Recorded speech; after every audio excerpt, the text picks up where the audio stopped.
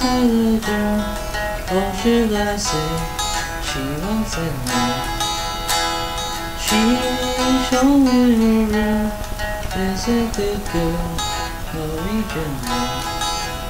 She asked me to stay and she told me to sit anywhere.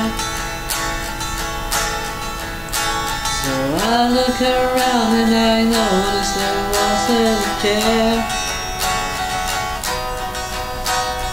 I sat on the road, biding my time, thinking her wrong. We talked until 2, and then she said, it's time for bed.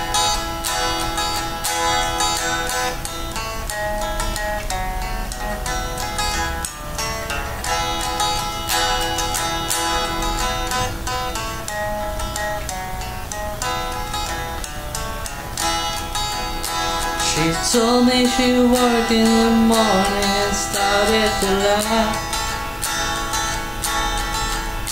I told her I didn't control her to slip in the back.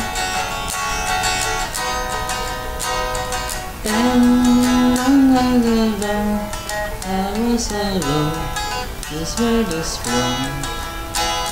So I looked her fine, isn't it good? Oh, we didn't know.